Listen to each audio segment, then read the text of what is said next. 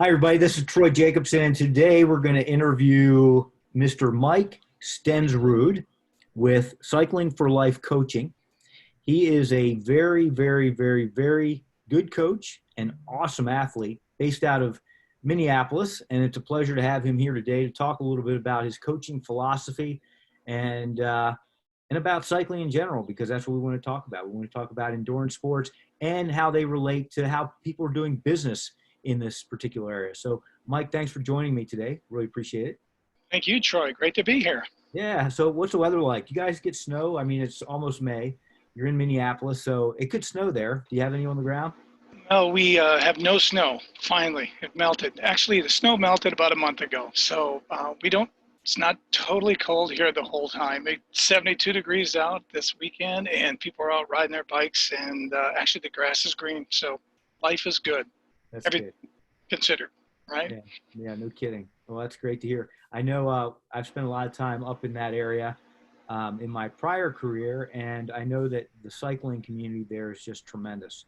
Lots of athletes head out, ride their bikes, participate in road cycling, triathlon, mountain biking. I know a lot of people have fat bikes in that area as well. So tell me a little bit about your background. You're primarily a road cyclist, right? Yeah, I'm the old roadie, so I was going to say you can add gravel to that too, because I Yeah. think gravel is probably the fastest growing. It's safer, and so gravel sales for gravel bikes are, I'm sure, soaring. But I just started, I grew up watching the Tour de France, and so I started shaving my legs 25 years ago, right? And so Greg LeMond, I didn't know anything else about riding. So I just kind of stuck to that. I've tried gravel ride races.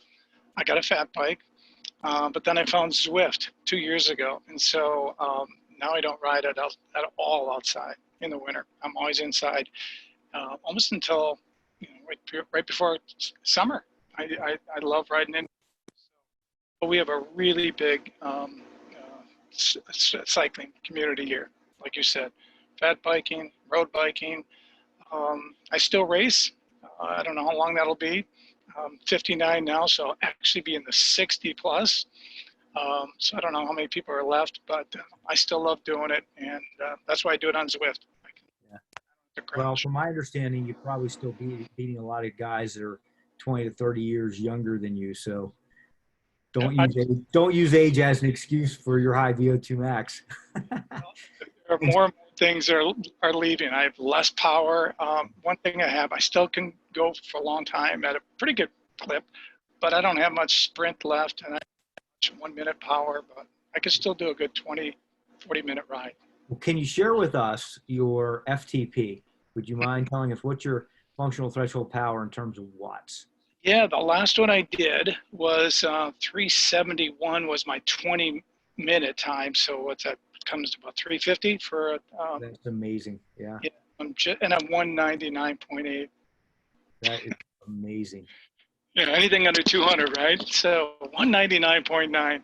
So that gives me right about a 4.1 watts per That's kilo. that's incredible. Yeah, that's such a high output. That's awesome. And so you say as you get older, you feel like your endurance is still high, but your short-term burst power's a little bit lower than it might have been several years ago. Heart rate is definitely lower. My max is 10. So I used to be able to max out on my heart rate at 170. Now I can maybe get to 160. In fact, when I'm time traveling, I'm in the low 150s, even the 140s. First thing, so I don't have much. The stroke volume must be okay, but in terms of just beats per minute, it's really slowed down. And I don't have a very good 1 minute time. I just got plastered in a race on Zwift a couple days ago. There was a 1 minute hill climb, and I was just wiped out at the top of it. So Yeah, just can't do that stuff anymore. But if it's a flat time trial, I can still. sure. Crank Yeah, it out.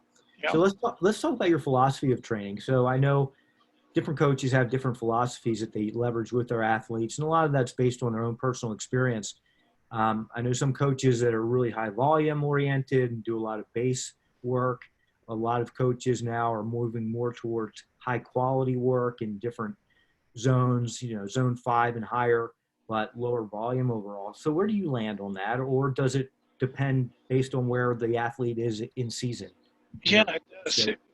I would say I still follow periodization kind of format, but as I've gotten older, I really haven't taken much time off in the last, I'd say 10 years. I really haven't. Mhm. So the cumulative effect of my training has helped me a lot as I've grown older.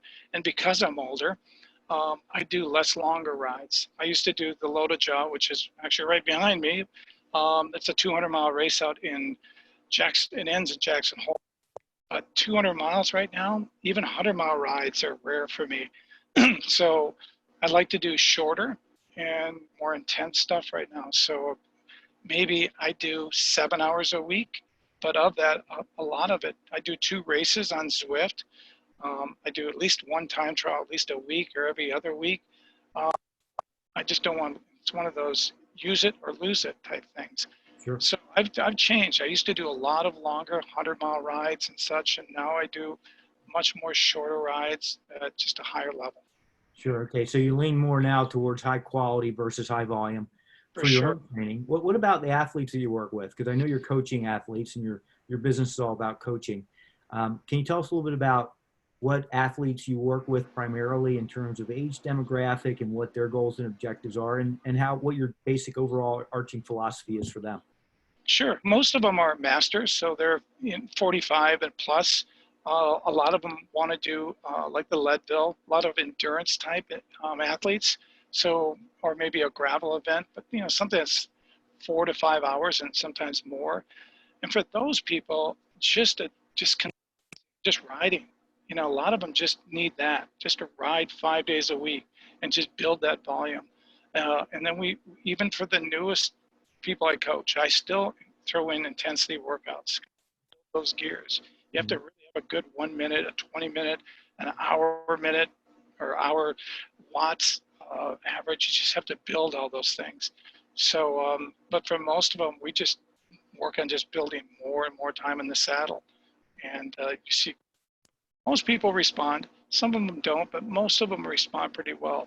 If you put them on a regimen and after 3 months and they're riding 5 days a week with some rest in there, you get a really good result. Start seeing their results. Yeah. And there's the accountability component too, right? They're talking to you on a weekly or biweekly basis, and you're going over their training program. So there's a little bit of an accountability to you.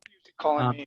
you brought up indoor training and how effective that is for you and how you do a lot of it nowadays. And I know that you were a power coach for Lifetime, and I'm very familiar with that program. You probably are familiar with my old Spinnerville series or my Spinnerville series as well. And I know that you use some other things like Zwift. Tell me, being sort of brand agnostic, you don't have to say which one you do, but the value of indoor cycling to you is really important in terms of building your fitness. Why is that? Well, first of all, it's just easier to do. I mean, when I first got on, I'll just say Zwift, and there's a lot of other ones, but that's the most popular one right now, and it's just easier to just to say that's what I do. I mean, I got on the first. I think I was on it one day, and I decided I'll just enter a race.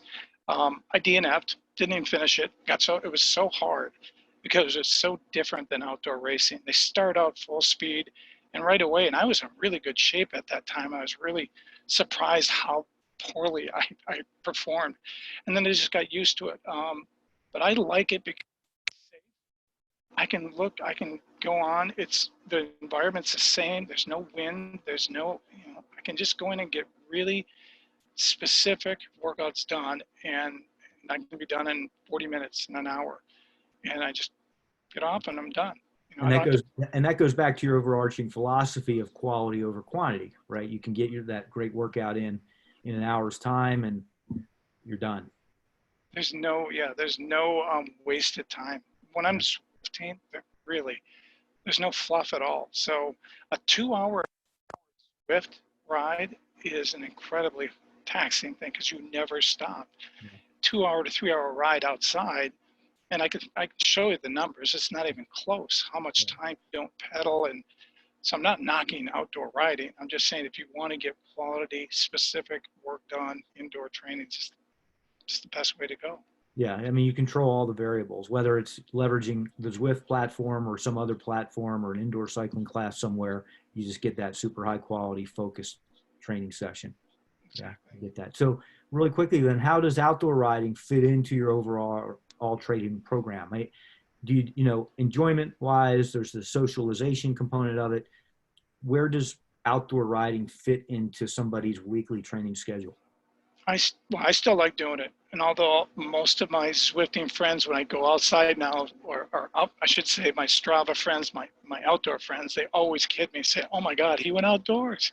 And it's true. I gotten to a point where I'm so used to riding indoors and in that controlled environment. But there's nothing better than going out on a nice night or day and riding 60 miles, even by yourself. But I miss all my friends. I miss the Tuesday night rides with all my buddies and racing to city signs and all that fun. So I'll still do it. And there's nothing better. I still like to do long rides outside. Long rides on Zwift. It's just not as fun. So Tell I us miss. about, tell us if you will about your coaching practice. Tell us about how do people contact you? Tell us how you operate. Yeah, right now you can go to CFL Coaching. That's Cycling for Life Coaching, and we have a website there with some plans. You can just email me, or you can just click on any one of the plans, and you can sign up that way. I've got 5 or 6 different blogs I put up on the site, and I'll be doing some videos hopefully this summer as well. So there's lots going on with CFL. Yeah, it sounds like it. Well, and you work with athletes primarily local to you in the Minneapolis market, or do you work with athletes around the country? I work mostly just local right now. I just started. I'd like to do more, but right now I'm just trying to get myself branded. And as I move out of competitive racing, I really, really want to get into just coaching. I enjoy the sport. I want to be, regardless how well I ride or how old I am. I just love to be around the cycling community. Yeah, sure. And with your experience as an athlete and now as a coach, you can offer a lot to any cyclist and help them improve. I hope. I Yeah, hope. I think so. That's great. Well, Mike, thanks for checking in and being on this video. And if anybody wants to get in touch with Mike, you know how to. Check out his website or reach out to me and we'll make sure that you connect with him. All right, I Mike. appreciate it. See you later, Thanks. everybody. Thank you. Take care.